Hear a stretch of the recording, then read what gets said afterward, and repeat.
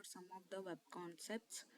That concept that I'm going to discuss about are what is meant by pagination, MongoDB, Mongo Atlas, Supabase SQL, events, event loop, event handler, callback, register or subscribe, unsubscribe or unregister. The first one is pagination. Pagination is used to retrieve a subset of data instead of fetching everything at once. It helps optimize the performance.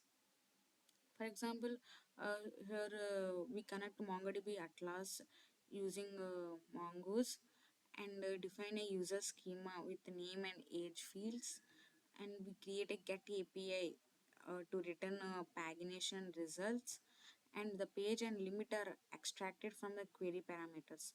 Here skip and skip dot limit and this last function is used to retrieve only the relevant records which are used to function.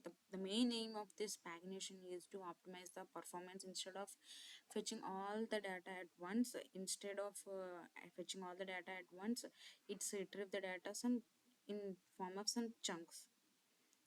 And the next one is MongoDB Mongo Atlas. A Mongo Atlas is a cloud-based managed database service. It's a well-known cloud-based service, but it is not only Mongo Atlas we use. There is also another one is Mongo Compass.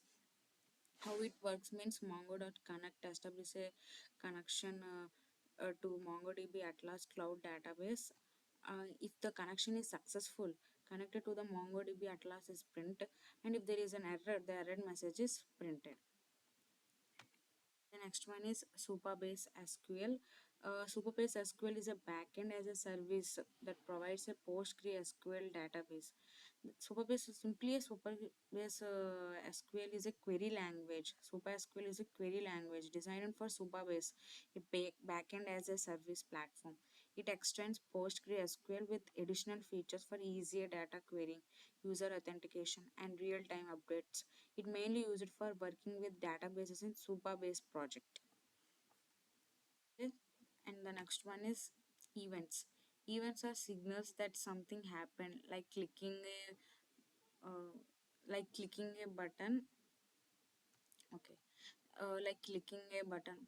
Whenever you click some button like sign in, submit, then its action, the system will detect the action detected by the system is called event. It either be when you click a button or pressing a key or resizing a window. Also, it's resizing a window also an event. Event can be generated by user interactions, system changes, or programmatic triggers.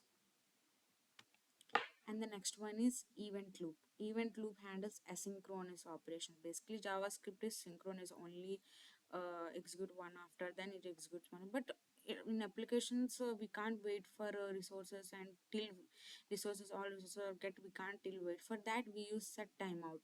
Set timeout is one of the example that we used in event loops, like that schedules a task to run later.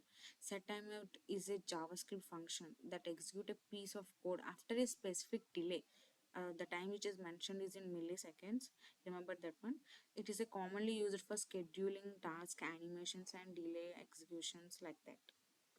Here set timeout is a method, and in that if this whatever the console.log and this print statement will print after this time which is mentioned here. Here time is 0 means it's printed immediately, but we can change the time with our convenience. And the next one is event handler. An event handler is a function that runs when an event occurs. That means whenever you click the button, what will happen, what have to happen. For that you have to use that function.